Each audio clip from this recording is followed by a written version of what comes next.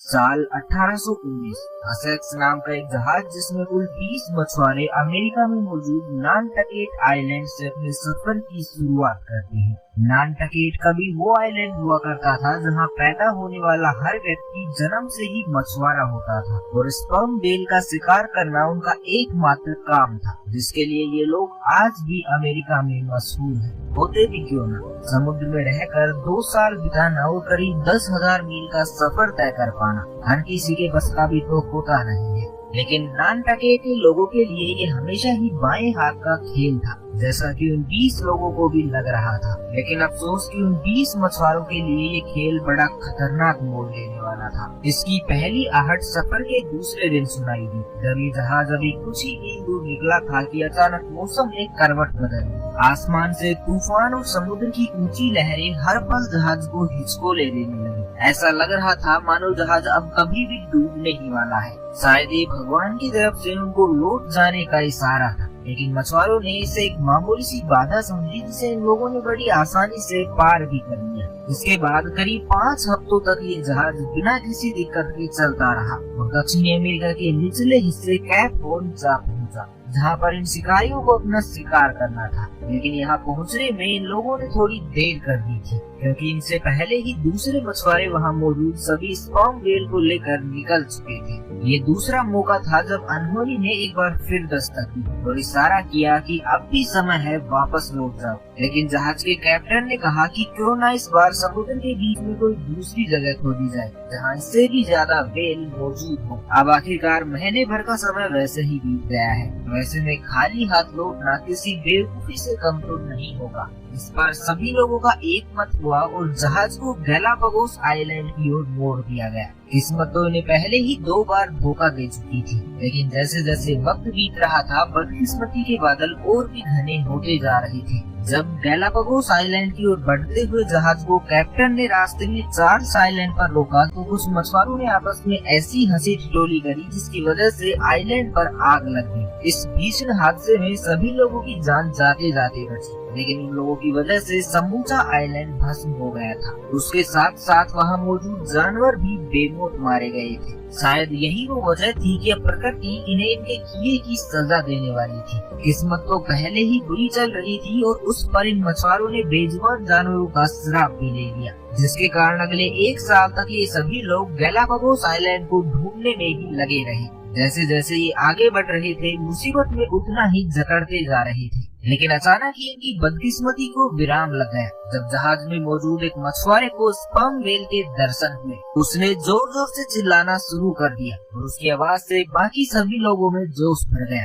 क्योंकि आखिरकार 1 साल की मायूसी जो खत्म हुई थी। फाइनली ये लोग शिकार की तैयारियों में जुट गए। एसेक्स जहाज में मौजूद 4 में से 3 नावों को जल्द ही पानी में उतारा गया और हर नाव में 6-6 लोग बैठकर व्हेल के शिकार के लिए निकल पड़े, जबकि 2 लोगों का काम एसेक्स पर रहकर उसकी देखभाल करने का था। व्हेल का शिकार करने के लिए सभी पहले से ही तैयार थे, लेकिन ये सभी इस बात के लिए बिल्कुल भी तैयार नहीं थे कि व्हेल उन पर भी हमला कर सकती है। जैसे ही मछुआरे ने भाले की मदद से हमला किया तो दर्द के मारे व्हेल नाव पर हमलावर हो गई, जिसके एक ही हमले ने मछुआरों की एक नाव को पूरी तरह क्षतिग्रस्त कर दिया, जबकि 2 नावें अभी भी व्हेल का शिकार करने में लगी थी। इसलिए टूटी हुई नाव वापस जहाज की ओर लौटने लगी। उधर एसेक्स पर मौजूद 2 मछुआरे भी जहाज का ध्यान रखने के साथ साथ शिकार पर नजरें गड़ाए हुए थे। तभी एक मछुआरे को जहाज के पास स्पर्म व्हेल दिखाई देती है। उसे लगा कि वो मछली का शिकार कर लेगा, लेकिन इस चक्कर में उससे वो भूल हो गई जो नाव में बैठे उसके साथियों से भी नहीं हुई थी। एसेक्स पर मौजूद इस मछुआरे ने एक भाला लिया और पूरी जान से पानी के भीतर फेंक दिया। वो भाला सीधा स्पर्म व्हेल के मुंह में जा घुसा। ये हमला कितना दर्दनाक होगा इसका अंदाजा इस बात से लगाया जा सकता है कि वो व्हेल तड़प कर पानी से बाहर उछल गई, लेकिन जैसे ही वो हवा में आई तो वहाँ मौजूद हर कोई दंग रह गया, क्योंकि वो स्पर्म व्हेल 80 मीटर की थी, मतलब एसेक्स जैसे विशालकाय जहाज से महज कुछ ही मीटर छोटी। और जैसे ही ये स्पर्म व्हेल पानी में दोबारा गिरी तो वो बुरी तरह तड़पने लगी। उसका क्रोध और पानी में झटपटाना बढ़ता ही जा रहा था। जहाज के कैप्टन को जब तक ये लगा कि उन्हें जहाज की दिशा को बदल लेना चाहिए, तब तक व्हेल हमलावर हो चुकी थी। वेल ने अपने सर से एसेक्स पर हमला बोल दिया था, जिसकी चपेट में एसेक्स ऐसा आया कि जहाज में छेद हो गया और इसमें तेजी से पानी भरने लगा। लेकिन वेल का गुस्सा अभी भी खत्म नहीं हुआ था। वो बार बार घूम कर आती और जहाज में जोरदार टक्कर मारती और आखिरकार पानी भरने से एसेक्स पानी में डूब गया।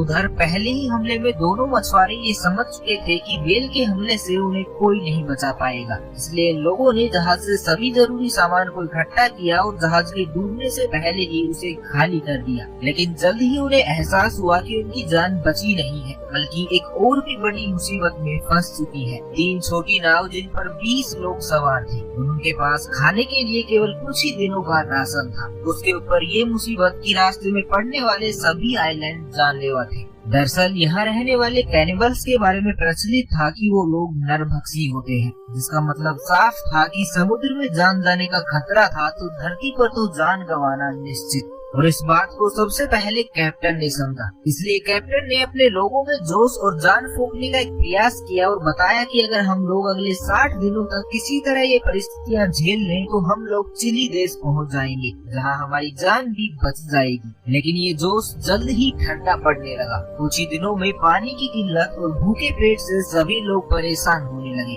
ऊपर से समुद्र में हर पल तूफान। अगले 20 दिन इन्होंने दूरी तो काफी तय कर ली थी, लेकिन अपने गंतव्य से ये लोग अभी भी बहुत दूर थे। रास्ते में जो भी आइलैंड मिलता वो या तो नरभक्षी होता या फिर बंजर, जो इनके किसी भी काम का नहीं था। ऐसे ही एक बंजर आइलैंड हेंडरसन पर उनमें से 3 मछुआरे उतर जाते हैं और उस भयानक समुद्री सफर पर आगे जाने से इनकार कर देते हैं। उनका कहना था कि मौत आई या फिर मदद, दोनों का वो लोग यही रहकर इंतजार करेंगे। 20 लोगों का ये झुंड अब 17 का रह गया था, जो अब आगे की यात्रा पर निकल चुका था। समय बीत रहा था और हालात बद से बदतर होते जा रहे थे। अभी 1 हफ्ता और बीता था कि तभी अचानक नाव पर ही एक मछुआरे की मौत हो जाती है, जो पहले से ही बीमार था। इस बात का सभी को अफसोस तो होता है, लेकिन वो सभी लोग जानते थे कि ऐसी परिस्थितियों का अंजाम भी यही होता है, तो उसे पानी में फेंक दिया जाता है। 2 दिन और बीतते हैं और फिर एक और भयानक हादसा होता है, जब एक नाव अपना रास्ता भटक जाती है। उसके साथ क्या हुआ, वो लोग कहाँ गए,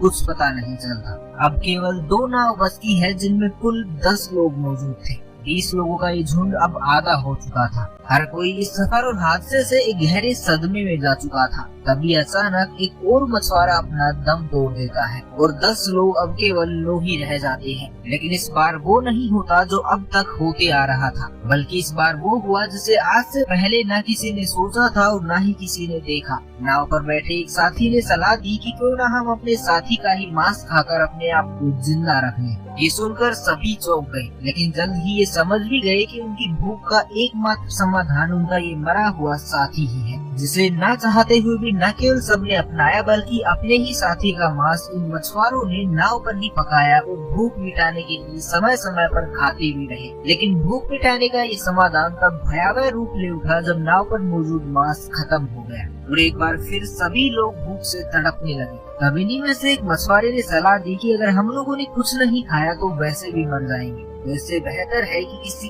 एक को मारकर बाकी 8 लोगों की जान बचा ली जाए। ये सुनकर सभी के पसीने छूटने लगे। लगभग सभी ने इसका विरोध भी किया, लेकिन जैसे ही उस मछुआरे ने पूछा कि क्या इसके अलावा उनके पास कोई दूसरा रास्ता है, तो वहाँ बैठे सभी लोग चुप हो गए और इस तरह बिना हाँ बोले ही सब ने इस राय को मान लिया। अब इसके लिए एक लॉटरी निकाली गई, जिसमें कैप्टन के भांजे और 16 वर्षीय किशोर का नाम आया, जो बेचारा शिकार सीखने के लिए इन लोगों के साथ आया था और आखिरकार उसका ही शिकार हो गया। कैप्टन ने भी दिल पर पत्थर रखकर इस फैसले को स्वीकार किया और ये कहानी ऐसे ही चलती रही। हर बार लॉटरी निकाली जाती और जिसका नाम आता उसे मौत के घाट उतार दिया जाता और उसके साथ ही उसका ही मांस खाकर अपनी जिंदगी को बचाने की कोशिश करती। कहा जाता है कि जब ये नाव तट पर पहुंची तब इसमें केवल 5 लोग ही जिंदा बचे थे। खोई हुई नाव से भी 3 लोग अपनी जान गंवा बैठे और 3 लोग अविश्वसनीय रूप से जिंदा बचा लिए गए थे और वो 3 लोग भी जिंदा बच गए जो पहले ही हेंडरसन आइलैंड पर उतर गए थे, जो किसी चमत्कार से कम नहीं था। यानी कुल 20 लोगों में से 11 लोगों को बचा लिया गया था। कहा ये भी जाता है कि जब कैप्टन की बहन को अपने बेटे के साथ हुए इस हादसे का पता चला तो वो सदमे में चली गई थी और जिंदगी